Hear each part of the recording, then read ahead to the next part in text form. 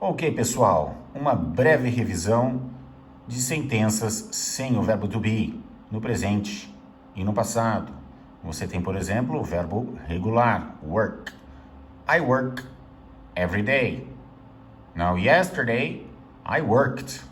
I worked yesterday. Então, o verbo work é um verbo regular. Like study. I study on Saturdays. Now, I studied last Saturday. So, study é outro verbo regular, certo? Agora, você tem verbos como o verbo go. Veja bem, ele no presente, o verbo go, que é o verbo ir. I go to the bank every week. Now, last week, what happened last week? I went to the bank last week. Então, o verbo go, ele é o que a gente chama de verbo irregular. Os verbos irregulares, eles não levam o sufixo ed no passado, tá? Como que você usa verbos irregulares no passado? Da mesma forma que você usa os verbos regulares.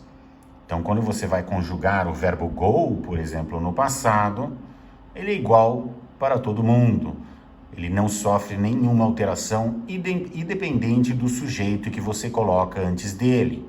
Então fica I went, you went, he went, she went, it went, we went, they went.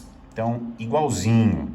A única coisa que vocês têm que fazer é decorar o passado do verbo go, que é went. Então, isso tem que ser decorado. Mais uma vez, quando você vai colocar esse verbo na negativa, o que acontece? Ele volta para o infinitivo. Sentenças negativas com o verbo go ficam assim. I didn't go, you didn't go, he didn't go, she didn't go, it didn't go, we didn't go, they didn't go. Sentenças negativas. Então, nas sentenças negativas, como nos verbos regulares, a responsabilidade do tempo verbal fica no auxiliar. O verbo volta para o infinitivo. A mesma coisa acontece na pergunta. O que acontece na pergunta, você vai colocar o auxiliar antes do sujeito. E aí fica Did I go? Did you go? Did he go? Did she go? Did it go? Did we go? Did they go? Bem tranquilo, né? Só tem que decorar o verbo. Go, o passado de go, é went. Vamos dar uma olhada em outros verbos irregulares. Você tem aqui o verbo lose. Caroline often loses her keys. Now, the past of lose, que é perder, is lost. Caroline lost her keys last Monday. Então, a Caroline perdeu as chaves dela na segunda passada. Outro verbo irregular é o verbo have, cujo passado é had. Did you have breakfast this morning? Yes, I had breakfast this morning. Então, isso tem que ser decorado. Lose, o passado de lose é lost. Have, o passado de have é had. E aí você tem o verbo do, que vocês já conhecem. Agora, não se esqueçam, o verbo do, ou ele é um verbo, ou ele é um auxiliar. Então, você tem aqui a seguinte pergunta. What did you do last Saturday? What did you do last Saturday? No bom português, o que você fez sábado passado? And here's my answer. I did my homework last Saturday. Então, quando você fala I did my homework, o did aqui, ele não é um auxiliar, ele é um verbo, tá? E aí, se você quer fazer uma sentença na negativa, com o verbo do, que é fazer, o que você tem que colocar antes do verbo do? O auxiliar. No caso do passado, didn't. Joe didn't do his homework last Saturday. Ok? Joe didn't do his homework last Saturday. Então, verbos como lose, verbos como have, verbos como do, esses são verbos irregulares, cujo passado tem que ser decorado, ok? Vamos dar uma olhada em outros exemplos aqui. Aqui, o que eu tenho? Um verbo irregular que vocês já conhecem, que é o verbo to be. O passado do verbo to be é was, para o singular. Então, I was here last Monday. Agora, não esqueçam que o verbo to be é a única palavra na língua inglesa que é um verbo e um auxiliar ao mesmo tempo. Então, o que acontece quando você faz uma pergunta usando o verbo to be? É ele que vai na frente do sujeito.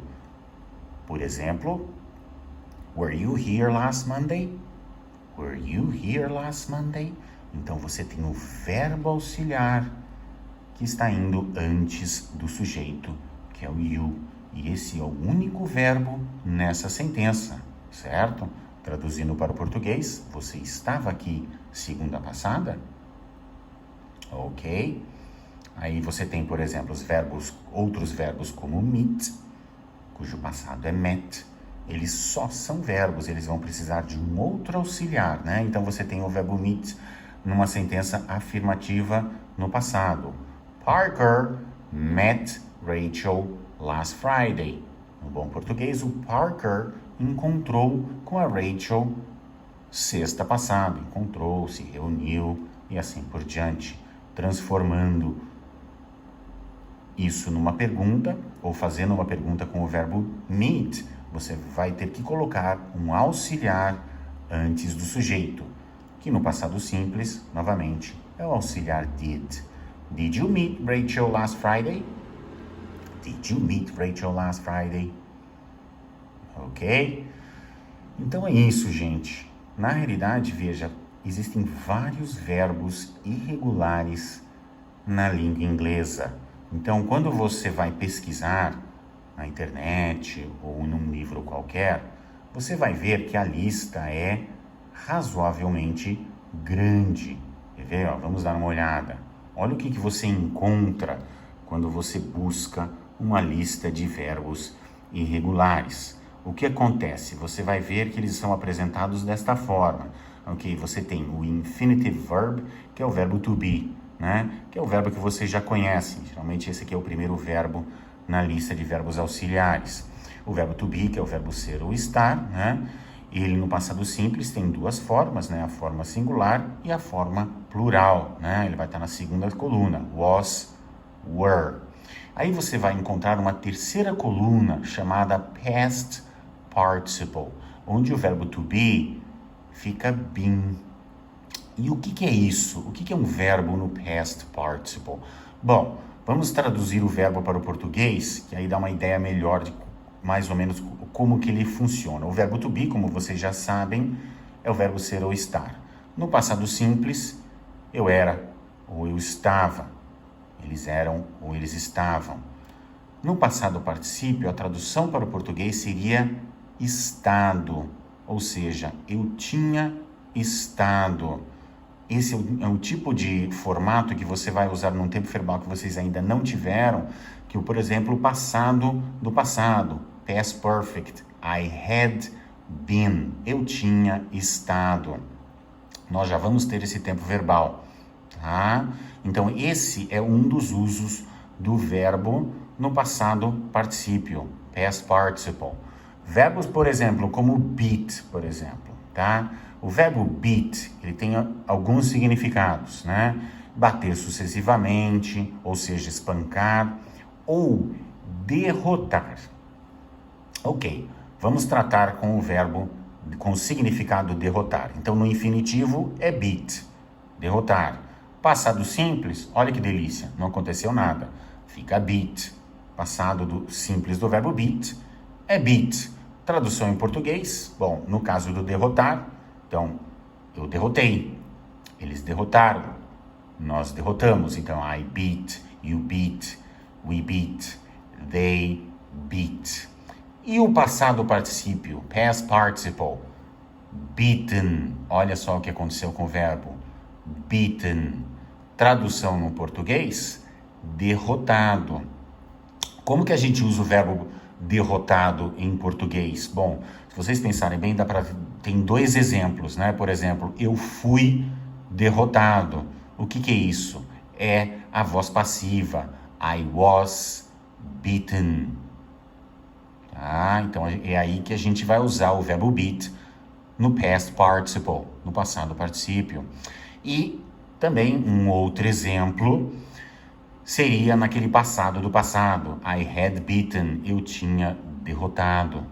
Tá? Esses são alguns dos usos do verbo beat no past participle.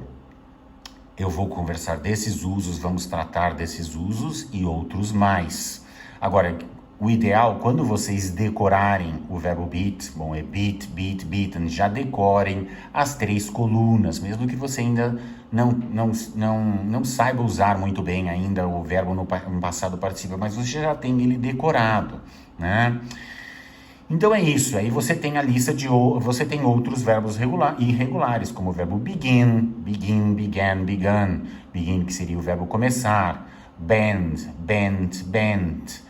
Bend é o verbo entortar, tá? Dobrar, entortar, né? Nós vamos tratar desses verbos individualmente, tá? Agora é só para vocês terem uma ideia do que vocês vão ver se vocês pesquisarem lista de verbos irregulares. E, de novo, é uma lista razoável, quer ver? Ó? Olha só, ó. Ela vai embora, né? Ela vai embora, tá? É uma lista razoável. A boa notícia é, quanto mais verbos você vai decorando, mais fácil vai ficando. Você tem, por exemplo, forbid, forbade, forbidden, forget, forgot, forgotten, forgive, forgave, forgiven. Eles têm uma forma meio que repetida de transformação, né? Eles têm algumas 3 ou 4 formas, né? Formatos, né? Que vocês vão se acostumando. Outra coisa, veja, no caso, ó, forbid, forget and forgive, são verbos comuns. A grande maioria desses verbos irregulares, eles são muito comuns, né? Então você tem, por exemplo, o verbo fly, ó, fly, flew, flown. Fly é voar. Veja, é um verbo comum, um verbo que você vai, não é um verbo raro, um verbo que você só vai encontrar num texto shakespeariano. Não, é um verbo do dia a dia. Olha, o verbo forbid, logo abaixo do verbo fly. Forbid é proibir. Proibir. Um verbo comum. Forget, esquecer. Outro verbo comum. Forgive, perdoar. Então são verbos do dia a dia. E de novo, forgive. No caso do forgive, forgive, forgave, forgiven. Perdoar. Passado simples, forgave, perdoei, perdoaram. Forgiven, perdoado. I was forgiven, eu fui perdoado. Então é assim que você usa esses verbos irregulares, tá?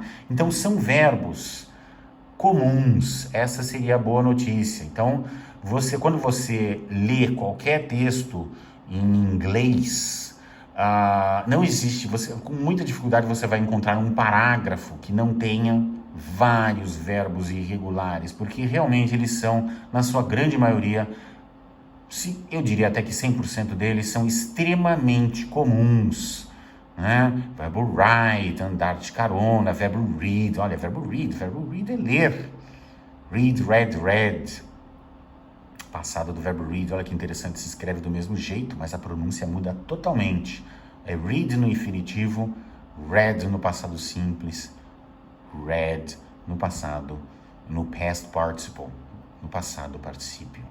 Então é isso, gente. Eu vou tratar desses verbos individualmente com vocês. Não se preocupem, nos vídeos a seguir e também, à medida que formos aprendendo outros tempos verbais, eu vou jogando outros verbos, verbos irregulares. E este aqui é o caminho da fluência. No momento que você decora todos os verbos irregulares, você sabe todos os verbos na língua inglesa. até aqueles que você ainda não conhece, porque se não estiver nessa lista, é um verbo regular, então você vai conseguir colocar qualquer verbo no passado, mesmo que o significado você não tenha certeza qual que seja. É só ele não estar nessa lista. Não estando nesta lista, não estando na lista de verbos irregulares, ele é um verbo regular, ou seja, ele leva ed. Ok? Passo grande aqui nesse vídeo, né? Então vamos lá, mãos à obra, vamos praticar sentenças no passado simples.